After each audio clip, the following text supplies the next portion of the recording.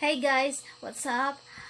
Today my bestie and I will acquainted some of Sundanese musical instruments. My name is Celincia Aniva.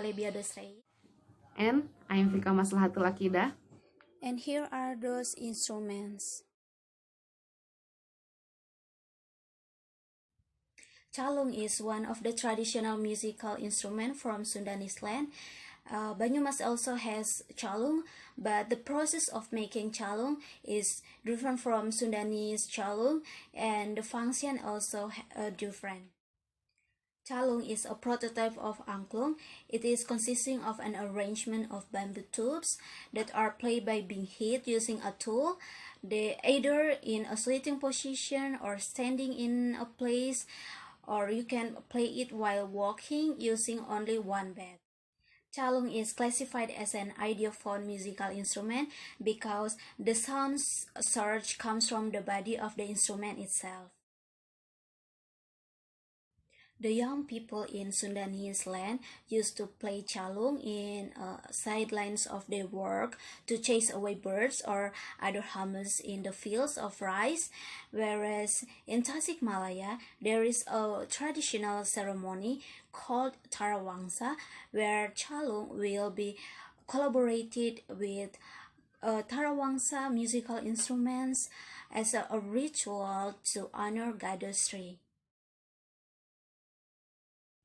There are two types of calung that develop in Sundanese land, that is calung rancang or calung rantai and calung jinjing.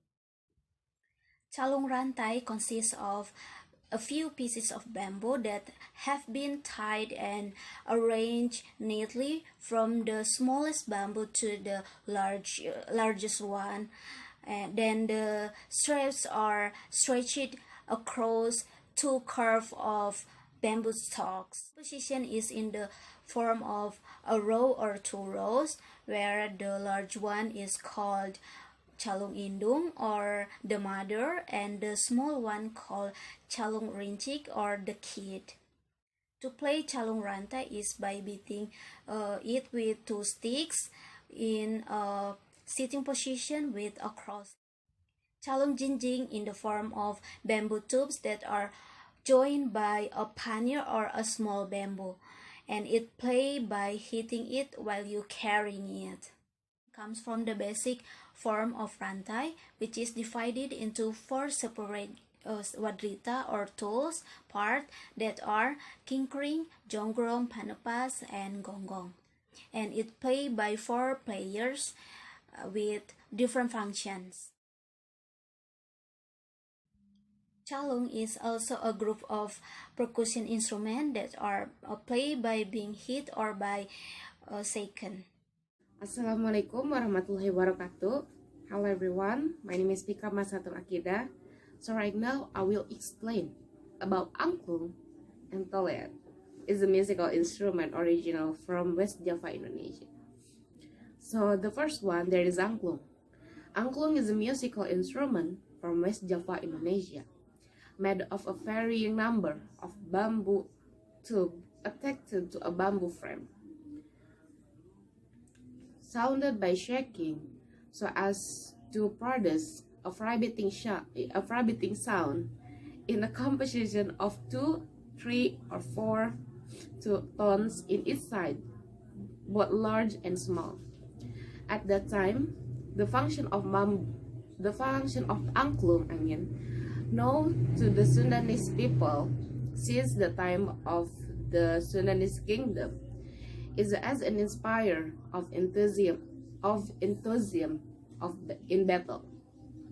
The function of angklung as a pump of people's spirit was still felt until the colonial period.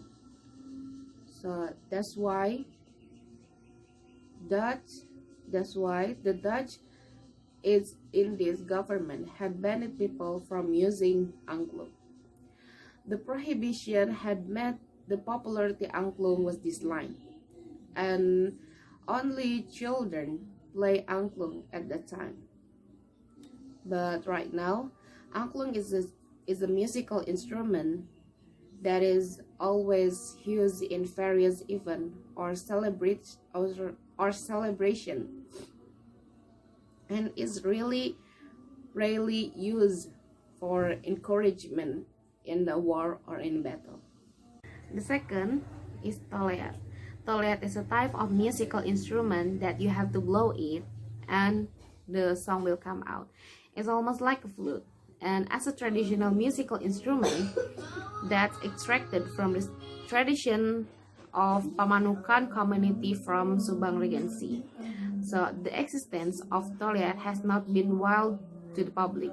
The shape is almost like a flute, but the sound is like a saxophone.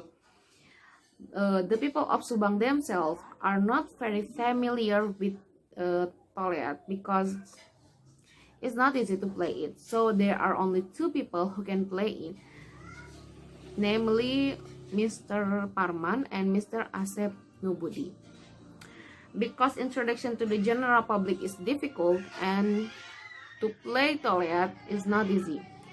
Today, toleat has become a performing arts in West Java. Maybe not only in Subang, but in West Java too. And it has even been performed in overseas. Thank you. Assalamualaikum warahmatullahi wabarakatuh.